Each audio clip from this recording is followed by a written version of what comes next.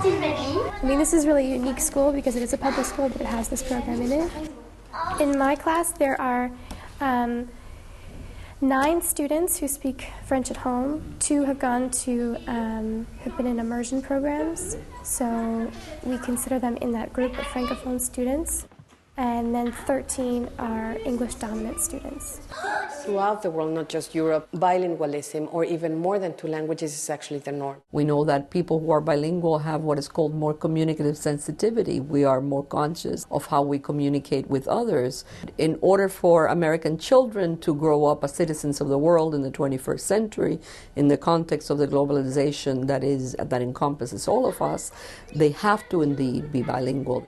It is a type of bilingual education that often brings 2 groups of linguistically different children together. A dual language program really wants to foster the 2 languages, and researchers will actually call it additive, which means that not because of one you're leaving another one behind, whereas in a transitional program what you're really aiming is for an English-only model or knowledge. So the idea is to have a whole linguistic continuum in a classroom and to use 2 languages as a medium of instruction.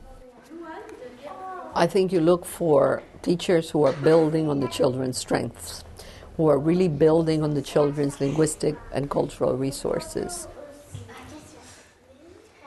I have to think of my students in sort of like 6 different levels, because I have high functioning, middle functioning, low functioning in English, and then the same thing in French.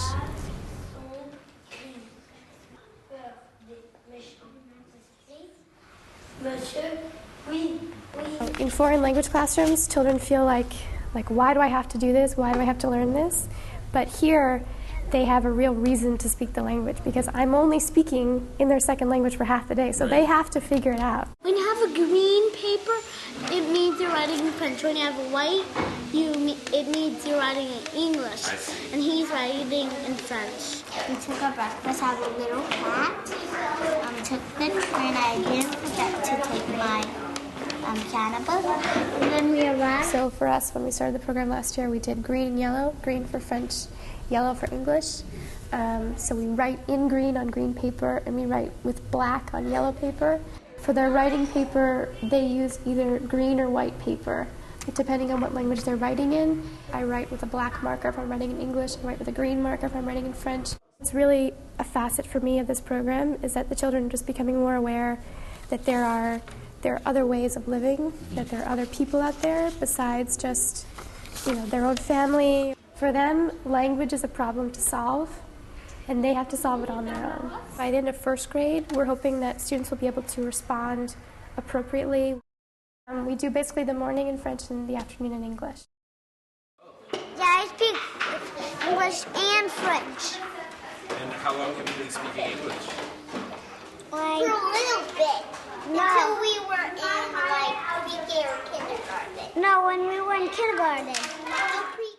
Especially in an era of No Child Left Behind and all the testing that we're doing, it takes an enlightened parent to really understand that this could be very beneficial to the child. Other parents are scared, or they just want more test prep. Extremely supportive. They wanted to create these programs for many years, but the problem was finding a neighborhood where there were enough French-speaking students to warrant the creation of the program. There's 68 dual language programs that have been in existence in New York for over 30 years. And then this year there are 5 French-English dual language programs. I think that they're popping up in French. That really has to do with how people perceive the status of languages. This group, the EFNY, is talking about creating a charter school. It is not the language itself, it's really the people who speak it or the culture that they represent.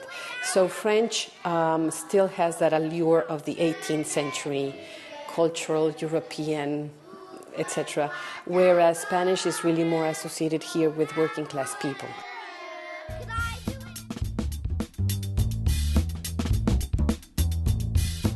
GS84 is located in a place where you will get a lot of children who are middle class from the west side, but on the other hand, you also have a mixture of children who are coming from the projects. There has always been a lot of multilingualism in New York City, and it's always been in the communities and the streets. but the schools have mostly been fortresses of English. Monolingualism is, in the 21st century, is just not sufficient.